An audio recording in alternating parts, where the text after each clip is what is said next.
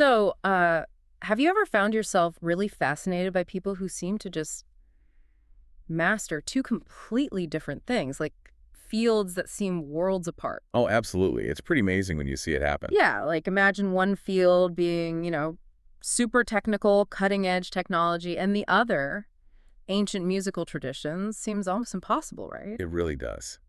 But some people manage it. And today, we're doing a deep dive into someone who didn't just manage it, he built an incredible career on it. Shankar Mahadevan. Ah, yes, Shankar Mahadevan. His journey is just this perfect example of blending those different worlds.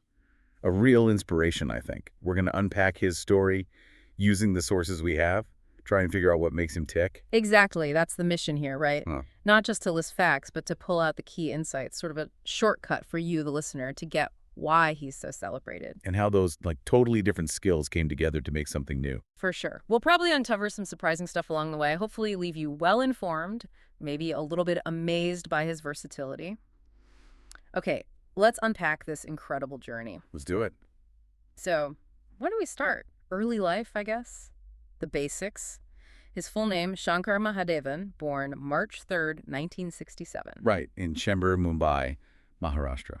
Just being born in Mumbai hints at a pretty rich cultural mix, but his family roots go even deeper, don't they? They really do, and it's important context. He comes from a Tamil Iyer family, originally from Palakkad in Kerala. Okay. And that background, well, usually means a life pretty steeped in tradition, especially Carnatic music. It's often part of the fabric of life. So music was there from the start. Oh, yeah. From a really young age, he wasn't just learning music, he was immersed in it. Serious training, Carnatic, but also Hindustani classical music. Studied under some really respected teachers. So a deep, deep classical foundation. Exactly. This wasn't just a hobby. It was serious study, building this bedrock that you can kind of hear later in everything he does. Okay, so here's where it gets really interesting, for me anyway. Despite being so deep into music, really dedicated training. Yeah. He goes and gets a degree in computer science and software engineering from the Ramrao Adik Institute of Technology in Navi Mumbai. I know.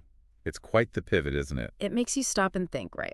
How does someone who's all about ragas and rhythm switch gears to algorithms and code? It's pretty remarkable. It shows an incredible intellect, I think, and maybe a certain kind of analytical approach. He actually worked as an engineer too, didn't he? He did, for a while, yeah.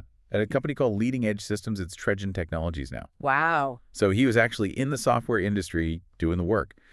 And what's fascinating is thinking about how those two worlds, the logic of engineering and the expression of music, how they might have influenced each other in his mind. Yeah. It's a lot about his discipline, his ability to learn complex things. It's really rare to see someone excel in tech like that and then make such a huge mark in the arts. You have to wonder, did that structured thinking impact his music? Exactly. Did that engineer's way of breaking down problems, influence how he approached complex musical structures? Or later, how he and his partners built those layered film scores? It's a great question. And just think about the dedication. Excelling in software, then pivoting with that same level of commitment to music, which is just as demanding, maybe even more so emotionally. Yeah, it really tells you something about his drive. It sets the stage for what came next. And what came next was pretty big. That breakthrough moment, the thing that really put him on the map for everyone, his 1998 solo album, Breathless. Breathless. That wasn't just an album, it was a phenomenon. Totally. What was it about that album? Well, the title track, mostly. Breathless. The whole hook was that it sounded like he sang the entire thing in one continuous breath. No obvious breaks. Which sounds impossible. Pretty much. Yeah. And connecting that back, it wasn't just a gimmick, it was a real statement. It showed off this incredible technical mastery, the breath control, the stamina things rooted in his classical training, definitely. So using classical technique in a pop context. Exactly. He took that virtuosity out of the, formal concert setting and put it right into popular music. Yeah. It was kind of a viral moment before we really called things viral. People were just amazed by what the human voice could do. And it worked. It totally established him, not just as a singer, but as someone really innovative. Absolutely. After Breathless, he wasn't just another talented singer. He was Shankar Mahadevan, a name linked with, vocal brilliance and doing something new. So from that big solo moment, he then moves into another huge phase, the trio. Right. Shankar, Ehsan Loy, Seri LL. He teams up with Asan Noorani, the guitarist, Fantastic guitarist. and Loyman Dansa, keyboards, arrangements. Yeah, a really versatile musician. It felt like a natural next step, didn't it? Bringing different strengths together. It really did. And that collaboration, wow, it just clicked. They became one of the most successful music composer groups in India ever. Their impact on Bollywood, Tollywood, even international stuff. It's huge. What made them work so well together, do you think? It was that synergy. Shankar brought the vocals, the classical depth. Ihsahn had this amazing rock and blues guitar feel, and Loy brought in sophisticated arrangements, pop sensibilities, orchestrations. So a real fusion of styles. Exactly. It made their sound feel fresh, modern, but still connected to Indian roots. They didn't just write songs. They created these whole sonic worlds for films. Really defined the sound of an era. And you know their music, even if you don't always place the name immediately, the list of hits is just incredible. Dil Chahta Hai, A classic. Changed everything. Kalho, Naho, Laksha, Kabhi Alvida Na Kehna, Rock On. Tare Zameen Par. Two States, Pag, Milka Hug. I mean, the list goes on and on. And look at the range there. Romantic stuff, rock anthems, emotional dramas. Yeah. They could do it all. That systematic approach you mentioned, maybe that engineering thing, you can kind of feel it in how they built those complex scores. Yeah, maybe so. And they didn't just stick to Bollywood, right? No, definitely not.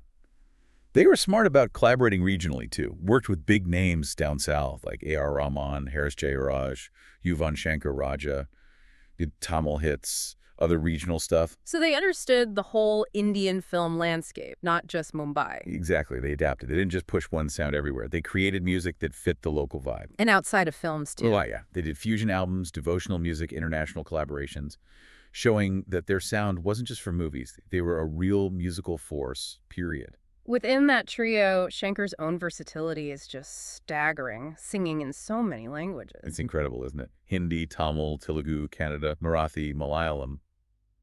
He seems to do it effortlessly. Which makes him a truly pan-Indian artist. He can connect with almost anyone in the country through their own language. Right, and that raises a question, doesn't it? How does that linguistic skill affect how an artist connects? Does it make the emotion feel more direct, more universal, even if the language is different for some listeners? That's a really good point. It's more than just pronunciation, isn't it? It's got to be about understanding the feel of the language, too. Precisely. The cultural nuances, the emotional weight behind the words in different contexts. Yeah. He kind of becomes a cultural chameleon, singing a Marathi folk tune 1 minute, a Tamil classical piece the next, authentically. And his musical style itself is just as broad. Classical, fusion, playback singing, pop. He slides between them so easily, always sounds authentic. Yeah, he has this deep understanding of all these different forms. But his contribution isn't just performing. He's also been a mentor, a judge. Right, on those big reality shows, Saregama, Indian Idol, Rising Star. Exactly. Which puts him in this role of guiding the next generation. Yeah. Passing on a just technique, but that whole idea of dedication, versatility, the things that define his own path. And speaking of passing things on, there's his academy, the Shankar Mahadevan Academy. Yes, that's a huge part of his legacy now. It's an online music school, right? Teaching Indian classical contemporary music globally. Yeah. It's amazing. It shows his commitment to keeping these traditions alive and making them accessible to anyone, anywhere.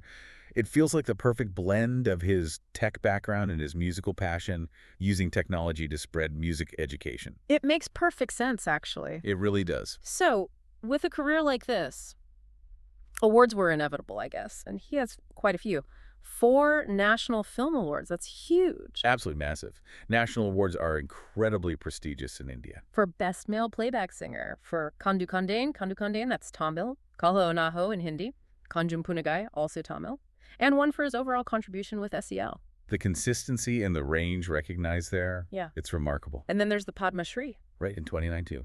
Conferred by the government of India for his contribution to the arts. That's one of the highest civilian honors. It really speaks to his national stature. Plus all the Filmfare Awards, IFE Awards, State Awards, for singing, for composing. Yeah, the list is long. It's not just about peaking once. It's about staying excellent, staying relevant for decades, and a really tough competitive industry that's always changing. And the music continues in the family, too, which is lovely to see. His wife, Sangeeta, and their 2 sons, Siddharth and Shivam. Both musicians, playback singers. Following in his footsteps. It's like a musical dynasty starting. It really is. Yep. And he's still going strong, isn't he? playback singing, live shows, the academy, collaborations. Doesn't seem to be slowing down. Not at all. He's really cemented his place as this pioneer of modern Indian fusion, blending the classical he grew up with contemporary sounds, with a global outlook, that journey engineer to music icon. It's just so inspiring, especially for anyone trying to figure out how to combine their own different passions. What a story. We've gone from computer code to these incredible melodies. It's just, Yeah. yeah, an extraordinary journey. Shankar Mahadevan's life really shows you the power of following your passion, but also the amazing things that can happen when you mix different skills. That surprise element, the engineer who becomes a music legend. It reminds you that paths don't have to be straight lines. Exactly. So what does this mean for you listening? His life kind of challenges us, doesn't it? It makes us think about what expertise really means. Mm. Can blending something logical like science or tech with something artistic actually make both stronger? Hmm. Does it suggest that maybe our different interests, even the ones that seem totally unrelated, can feed each other in ways we don't expect? Maybe that left brain, right brain thing isn't such a strict divide after all. That's a great thought. So maybe the question for everyone listening is, how could embracing your different skills and passions, even the weird combinations, open up something new for you? New creativity, new success. Yeah. And what could the future look like in art, in innovation, if more people took these kinds of multifaceted paths? Definitely something to think about. Until our next deep dive.